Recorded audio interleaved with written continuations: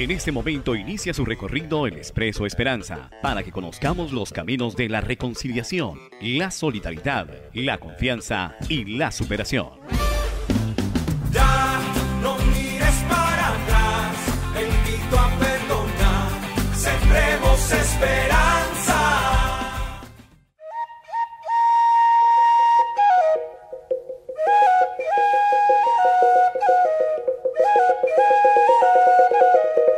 Eran millones de hombres y mujeres habitando en armonía con una naturaleza fértil, generosa, de muchas aguas, ríos, oro y alimento.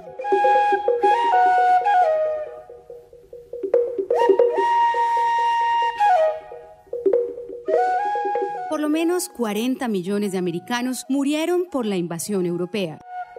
Otros fueron desapareciendo para dar paso al maravilloso mestizaje que en países como Colombia se siente con más fuerza. Aún cerca de 2 millones de hijos de esta tierra habitan nuestras selvas y montañas. Llevan aquí miles de años. Otros vinieron en cadenas y tras siglos de esclavitud fueron libres en tierras que hoy habitan con su música, su fuerza y su tradición. 1 de cada 4 colombianos es negro.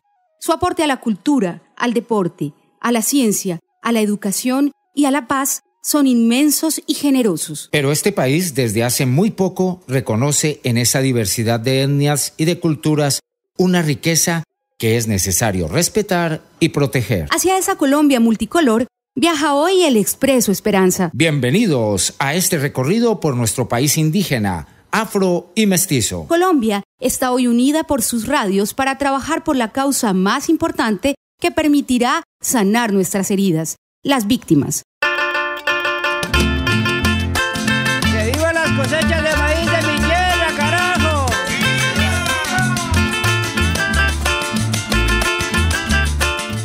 Arranca nuevamente este viaje gracias al convenio entre la Unidad para las Víctimas y la radio comunitaria. Pero contémosle a la audiencia de nuestras 400 radios del Expreso Esperanza de dónde viene esta música que estamos escuchando. Claro que sí, es la música de Campo y Sabor. Cuando yo como maíz, me siento el ser más feliz. Cuando yo como maíz, me siento el ser más feliz. Esta es la música de Campo y Sabor, música que alimenta la idea de comer bien y que fortalece el conocimiento de nuestras plantas y de nuestros cultivos. ¿Qué tal si iniciamos con el reportaje a su director? Pero claro, hoy sube un viajero, músico, caricaturista y diseñador, León Octavio. Maíz, qué grano hermoso, muy variados tus colores. El maíz, qué grano hermoso, muy variados tus colores. A quien quiera degustarlo le ofrece sus 1000 sabores.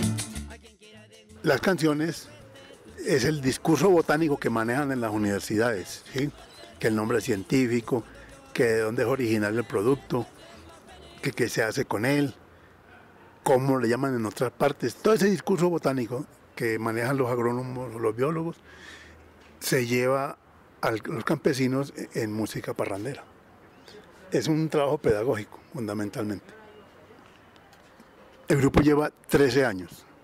Es un grupo compuesto por negros, indígenas y mestizos. Es un grupo triétnico del departamento del Valle y del Cauca. Esa ha sido fundamentalmente una de las ideas, trabajar en lo de la biodiversidad o la biodiversigética, que es la palabra que manejamos en Villamaga, ¿sí? Y cada uno tiene su sabor. Cada uno tiene su sabor. Los indígenas tienen su sabor, los mestizos tienen otro sabor y los negros, por supuesto, tienen otro sabor más ligado con la percusión y la vaina salsera. A degustar la sidra con Campo y Sabor. Nada más diverso que el alimento, por lo menos así debería ser. Pero mientras nuestros pueblos indígenas utilizaban más de 200 productos en su dieta normal, nuestra cultura se ha basado en 5 que son a su vez causantes de enfermedades y de obesidad como el azúcar y las harinas. El compositor y director del grupo es León Octavio Osorno. El mundo que inspira su trabajo es Villamaga, el puerto libre de los sueños, una utopía que creó hace más de 30 años para desde allí hablar de amor a un mundo que estaba empeñado en la guerra y para hablar de amistad y de cómplices, pero de los sueños. Para gozar el sabor de una salsa no hay nada mejor que la de tomate. Trabajamos en el asunto de que todos los sabores vienen del campo, porque en las ciudades que hay unas fábricas de alimentos, pero la ciudad no produce comida. Ellos tienen que traer la materia prima del campo. Entonces por eso es que nosotros tenemos como frase de combate, todos los sabores vienen del campo. Esa es como la filosofía. Y nosotros hacemos un festival en el puente del 12 de octubre. Una fecha que muchos la consideran como una fecha terrible porque llegaron los españoles. Pero nosotros esa fecha la miramos no por ese lado tan negativo, sino el lado positivo. Porque es que los españoles trajeron unos productos y unas prácticas culinarias distintas a las que había aquí. Entonces, por eso es que nosotros eso de octubre lo miramos de una manera positiva, pues el lado del sabor, ¿sí? Que es ese, el encuentro de culturas culinarias. Y ahí de para allá ellos llevan el maíz, se llevaron el tomate, se llevaron el aguacate y muchas cosas, pero trajeron el café, trajeron la caña, trajeron las lentejas, el garbanzo, todo eso, ¿sí? Entonces eso fue lo que pasó y cambió la comida en el mundo. Chachafruto es una vaina que tiene frijoles grandes. Chachafruto es una vaina que tiene frijoles grandes. También le dicen balú, eritrinidulis también. Es árbol de tierra fría, muy sabroso su comer. Campo y Sabor le pone ritmo a los encuentros de indígenas, negros y campesinos por toda Colombia. Pero su trabajo está abriendo fronteras y pronto estarán en Europa, cantándole a Chachafruto, a la guatila, al bore y, por supuesto, al maíz. Estamos en la resistencia cultural, porque los medios de comunicación nos han invadido con músicas foráneas, ¿sí? Algunas más cercanas al alma nuestra, como la música salsa, ¿sí? Porque somos latinos. Pero de todas maneras el rock se volvió un monocultivo, ¿sí? Una planta invasora que acabó invadiéndolo todo, el rock. Entonces nosotros estamos en la resistencia, ¿sí? Recuperando la música campesina, parrandera, y la vaina chévere, ¿sí?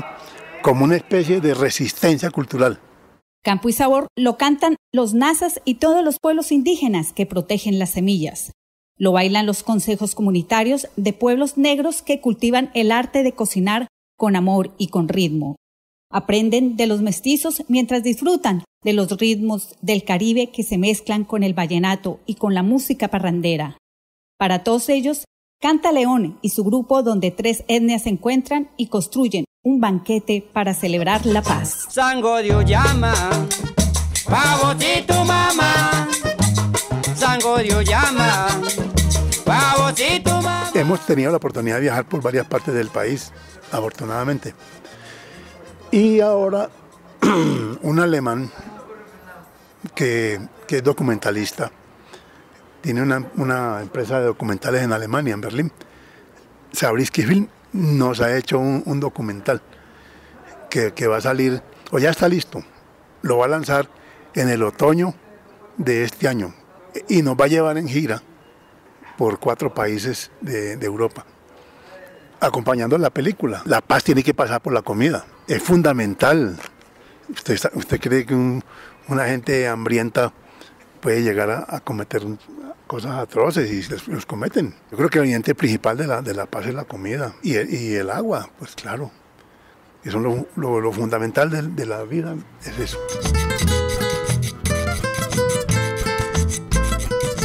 Y después de este viaje gastrofónico, como dice León Octavio, tenemos toda la energía para ir a nuestras noticias. Estas son nuestras noticias. Noticias. Programa Familias en su Tierra, de nuevo en alta montaña del Carmen de Bolívar.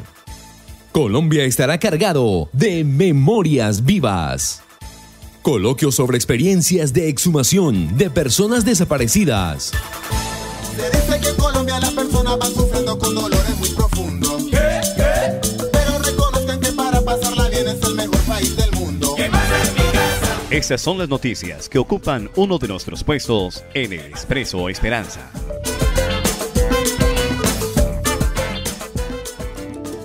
Tengo una huerta allá en mi casa donde cultivo. Programa Familias en su Tierra, de nuevo en alta montaña del Carmen de Bolívar. El pasado 28 de septiembre inició la jornada previa a la indemnización para 964 familias beneficiarias del programa Familias en su Tierra, segunda fase de la alta montaña del Carmen de Bolívar.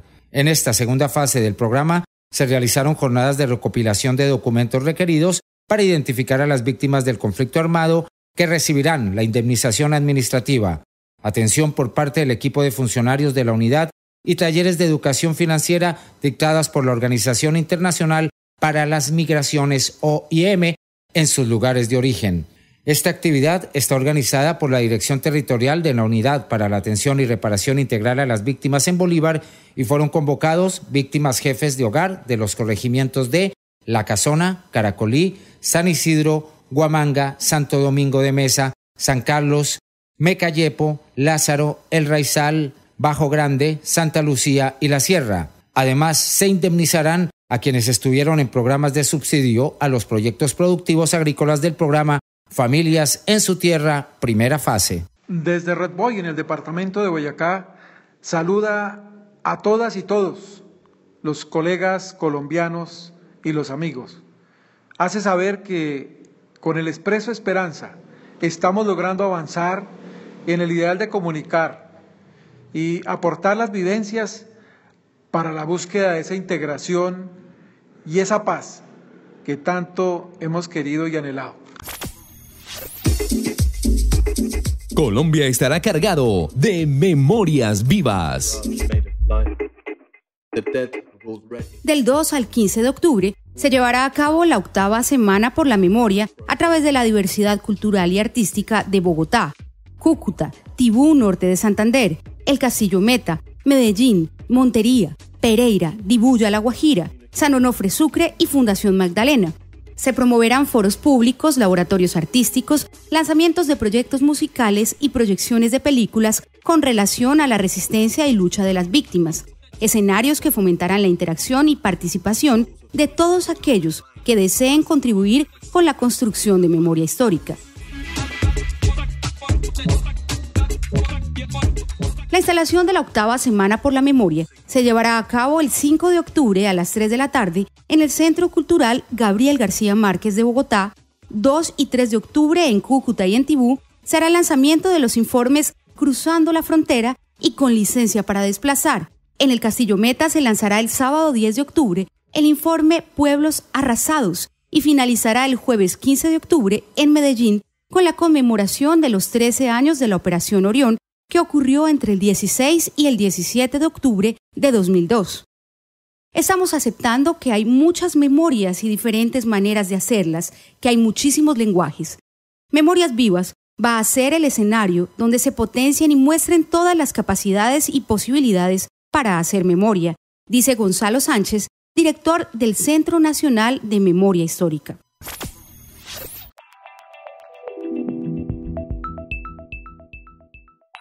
Coloquio sobre experiencias de exhumación de personas desaparecidas. La Dirección de Derechos Humanos del Ministerio del Interior organizó el coloquio Intercambio de experiencias en procesos de exhumación de personas desaparecidas, donde participaron funcionarios del Instituto Nacional de Medicina Legal y Ciencias Forenses de la Procuraduría General de la Nación, del Centro Único Virtual de Identificación de la Fiscalía General de la Nación y de la Dirección de Derechos Humanos del Ministerio del Interior.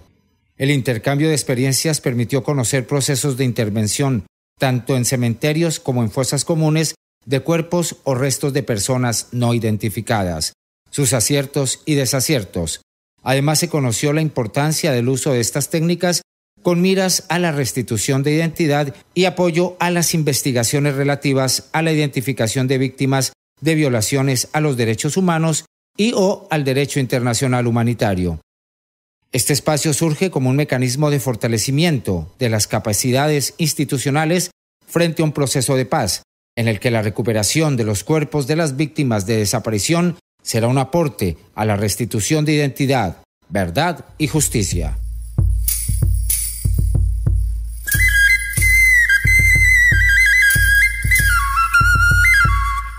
Gran interés ha generado la convocatoria del evento convocado por la Consejería de Mujer, Familia y Generación de la Organización Nacional Indígena de Colombia, ONIC, y los congresistas Luis Éviles Andrade Casama y Ángela María Robledo. El reencuentro con la semilla dulce de la esperanza se llevó a cabo el jueves 1 de octubre en el Salón Luis Guillermo Vélez del Congreso de la República. Tuvo como uno de los objetivos desmenuzar la crítica situación que padecen en Colombia los niños y niñas indígenas, quienes además de enfrentar indicadores sociales negativos, llevan la peor parte, porque gran parte de sus pueblos están al borde del exterminio físico y cultural, a causa de las consecuencias del conflicto armado y con ello la falta de garantía de sus derechos propios y fundamentales. En términos generales, la desnutrición de los niños y niñas indígenas es más del doble que en el resto del país, y los departamentos que presentan altos indicadores de desnutrición corresponden a regiones donde se concentra la mayor población de niñez indígena: La Guajira con el 11%, Magdalena 6.8%, Chocó 6.3% y Amazonas 5.8%, según datos de la Encuesta Nacional de Nutrición en Colombia, ENSIN 2010.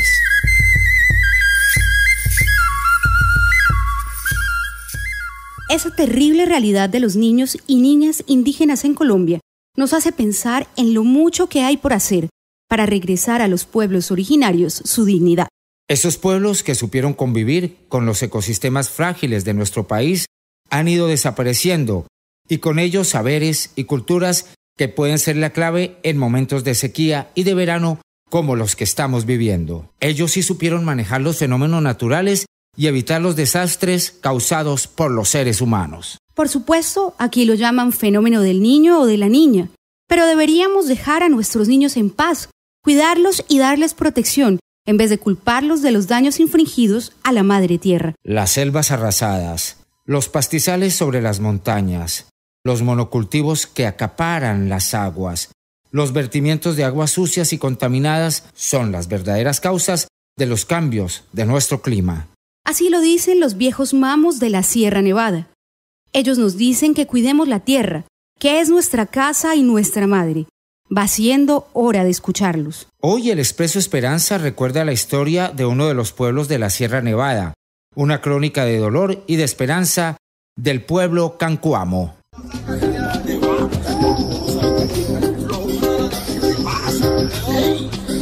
Estos son los paisajes que vemos con el corazón.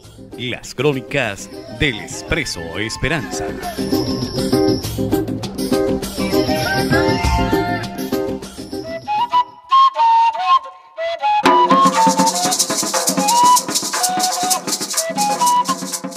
La Sierra Nevada de Santa Marta es el centro del mundo. Desde allí, la orilla del Mar Caribe hasta los 6.600 metros con sus picos blancos de nieve, es la montaña costera más alta del mundo.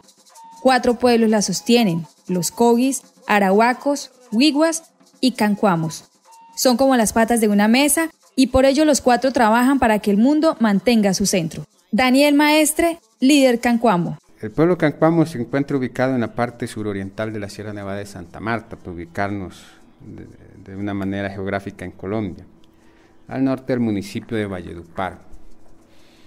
Somos alrededor de algunos 20.000, entre 20 y 25.000 miembros, y ha sido uno de los pueblos más golpeados por el conflicto armado, tanto así que en los últimos 20 años al pueblo Cancuamo le han asesinado alrededor de 400 personas y le han hecho desplazar más de 400 familias. Eso quiere decir alrededor de algunas 6.000 personas.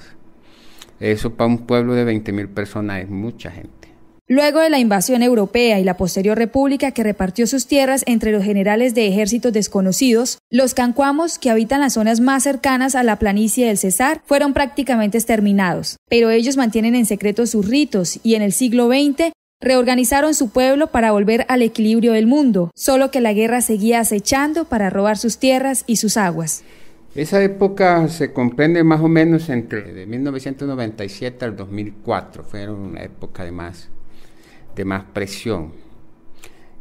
Aunque podríamos decir que esa época se agudizó después con la llegada a la presidencia de Álvaro Uribe Vélez. Como usted recordará, la política de seguridad democrática fue lanzada en Valledupar el 8 de agosto del 2002. El mismo día que lanzaron la política de seguridad democrática, ese día hubo una masacre de 3 indígenas cancuamos, y de ahí sucesivamente hasta del 2002 hasta finales del 2004 hubo una represión muy fuerte. Tanto así que fueron casi alrededor de 200 cancuamos que murieron en esos 2 años del periodo del presidente Álvaro Uribe Vélez. Luego de una resistencia de 500 años, los cancuamos esperan que el nuevo orden que surgió de la Constitución del 91 se cumpla y que el Estado les devuelva su territorio. En términos de derecho hemos ganado muchas cosas, por ejemplo, un decreto de reparación de víctimas de pueblos indígenas, un decreto ley de reparación de víctimas para pueblos indígenas. Nos ganamos el decreto, pero su implementación hoy todavía podríamos decir que está en un 5%. No hay recursos por parte del Estado. Todo lo que ha conseguido el pueblo indígena ha sido a través de la presión, a través de la movilización. Queremos que esos acuerdos de paz le permitan a los cancuamos, por ejemplo, retornar a sus tierras. Entonces uno mira que el problema territorial es complicado y además el gobierno ha permitido que en la parte donde podamos hacer ampliación del resguardos, ha permitido que haya una sustracción de las reservas naturales para convertir todo eso en sitios turísticos. Entonces es incomprable esa tierra.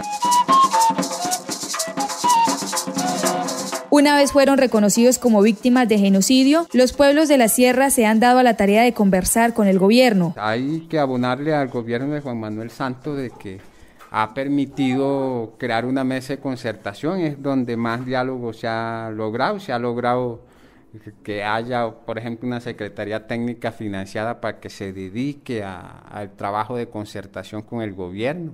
Un proceso que avanza lento y que debe reparar daños de muchos siglos de injusticia. Los pueblos indígenas decimos, el veneno de la culebra se encuentra en la misma culebra, el antídoto para curar ese veneno. Si la televisión, la radio, la escuela nos quitó o nos hizo perder muchos elementos culturales, estamos convencidos que la misma radio, la misma escuela y la misma televisión puede ayudarnos a recuperarlos y a fortalecerlos. Daniel Maestre masca su hoja de coca y habla con dulzura. Su palabra, acompañada por el ayo, es palabra aprendida de un pueblo, y él debe seguirla, llevarla y comunicarla a su gente. Los pueblos originarios son raíz, pero también sus ramas altas deben salir a la luz de cada tiempo. Para ello, los avances tecnológicos se deben nutrir con el espíritu de los hijos de la tierra y del agua. De esa manera, la máquina será instrumento y podrá ayudar al equilibrio de la vida. Pues esa es nuestra apuesta, que el canal Cancuamo vuelva otra vez a estar al aire, porque los cancuamos ya nos enamoramos de nuestro canal, queremos volverlo a poner, pero queremos que esta vez tenga doliente, porque es que cuando lo crearon nos dejaron unos equipos allá, les dieron media capacitación a la gente y se le olvidaron que para producir para televisión se necesita recursos que le permitan a los pelados tener con qué vivir, con qué comer, para producir, para mirarnos nosotros, pero también para mirar al otro de afuera y mirar cómo se mira a través de la televisión. Una televisión que tenga la imagen de nuestros pueblos es posible. Por supuesto, así como poco a poco hacemos una radio para las voces de toda Colombia. Es que la reparación de los pueblos indígenas, afrocolombianos, raizales y gitanos zorrón incluye reclamos para que su identidad sea respetada y conocida. Esta es una parte de la gran deuda de Colombia con sus pueblos ancestrales. Sobre la manera como la unidad de víctimas trabaja con las comunidades étnicas en Colombia, hablamos con Julia Madariaga, una experta en el tema y una funcionaria pública comprometida y dedicada a su labor. Esta es una oportunidad muy importante para compartir con ustedes la existencia efectivamente de un decreto ley expedido en el año 2011 que fue a su vez resultado de una consulta previa con las principales organizaciones y comunidades indígenas del país. El decreto ley 4633 es clarísimo al exponer que la noción de reparación para los pueblos indígenas tiene que ver con la recuperación del equilibrio y la armonía que tenían estas comunidades con sus territorios. En ese orden de ideas, la Unidad para las Víctimas, además de dar a conocer esta legislación, adelanta procesos de atención, asistencia y reparación, tanto individuales como colectivos, de pueblos indígenas. Actualmente los mayores hechos victimizantes contra los pueblos indígenas son el desplazamiento forzado, el homicidio y la amenaza. Algunos delitos supremamente graves como la violencia sexual o el reclutamiento forzado aún no han sido suficientemente declarados ante el Ministerio Público, pues por el temor que estos producen y porque persiste el conflicto armado. Sin embargo, hoy podemos decir que se han cometido graves delitos contra los pueblos indígenas y que esto está siendo atendido por el Estado colombiano. Un país pluriétnico como Colombia está en la tarea de procurar respuesta a cada pueblo, pero la afectación ha sido muy grande y el trabajo se torna por ello más difícil. Para un total de 170.000 casos, nosotros hemos emprendido, por un lado, la atención individual de estas víctimas de manera que puedan acceder a las medidas que de acuerdo con cada hecho victimizante tienen derecho, pero al mismo tiempo y atendiendo a los autos de la Corte Constitucional, hemos abordado a pueblos y comunidades víctimas en su dimensión colectiva y es allí donde garantizamos el derecho fundamental a la consulta previa de manera que se garanticen sus derechos propios, como lo has denominado, y puedan tener todas las medidas de reparación que ellos diseñen, una absoluta armonía con sus planes de vida, con sus planes de manejo, con sus planes de etnodesarrollo. Los conceptos de riqueza, pobreza, felicidad y relación con la naturaleza son muy distintos para los pueblos indígenas y afrocolombianos. Ellos elaboran planes de vida y planes de etnodesarrollo. Sus proyectos son para comunidades, no para la suma de individuos. Precisamente en la medida en que los planes de vida de los pueblos los proyectan en el tiempo y en el espacio, contienen la esencia de lo que el pueblo considera garantiza un mejor vivir para sus integrantes y para su relación con la madre naturaleza, y los planes de reparación, si bien son limitados en el tiempo por una normatividad de orden transicional y contienen medidas específicas con unos horizontes tanto temporales como financieros delimitados, son armónicos y deben complementar esos planes de vida. La relación entre sociedad civil y el Estado en el caso de los pueblos indígenas y afrocolombianos se hace de gobierno a gobierno. Entre el Estado mayoritario y los gobiernos propios, que en Colombia son autoridad, deben concertar cualquier acción que afecte su entorno y su vida. Son las mismas comunidades que en su proceso de reparación a través de consulta previa definen los rituales y las prácticas culturales y espirituales que desean llevar a cabo para armonizar el territorio y para que puedan restablecer ese equilibrio y esa armonía, de manera que, por ejemplo, para la comunidad de Quitequihue hacen la conmemoración del solsticio de verano, entendido como el Año Nuevo Andino, ¿sí?, en el 21 de junio. Para el caso de Portete, por ejemplo, ellos conmemoran el Yanama, que es el homenaje a sus muertos precisamente en las fechas de conmemoración de la masacre, es otra forma de reconocerlo. Y cada comunidad en su propio proceso de reparación plantea cuál es el ritual, la actividad que desean desarrollar para sanar precisamente el daño cultural y la afectación territorial que el conflicto armado les generó. La paz entre los habitantes de un territorio es también la armonía entre estos y su entorno. Para los pueblos originarios y para los pueblos negros, la tarea de la paz se viene haciendo desde hace mucho tiempo, pero la guerra se ha entrometido de tal manera que todos los grupos armados terminaron siendo ejércitos de ocupación. Para nosotros, la posibilidad de desarrollar procesos de consulta previa con todas las garantías es un avance fundamental. Hacer consulta previa para garantizar derechos es un avance que no tiene en este momento ningún otro país. En ese sentido, se trata de hacer lo que las comunidades siempre han reclamado, y es aplicar en Colombia una legislación que ya es per se garante y que encuentra obstáculos para su materialización. Así se va construyendo la confianza, con normas claras y con acciones concretas. Esperamos que se hagan realidad los proyectos que se han estado concertando con los pueblos indígenas y afros. Por supuesto, de esa manera podrá recuperarse la confianza perdida por falta de resultados. Hasta aquí esta emisión del Expreso Esperanza, un viaje por la Colombia que vive en los rincones de nuestras selvas, llanos y montañas. Esa Colombia que ha sido tantas veces ignorada, pero que gracias a ella se ha mantenido en pie la nación y que hoy se hace escuchar recorriendo el país en el Expreso Esperanza. Escríbanos a info@cipaz.net. Comuníquese con www.cipaz.net. Somos la radio comunitaria en asocio con la Unidad para las Víctimas. Y los dejamos con nuestra despedida musical.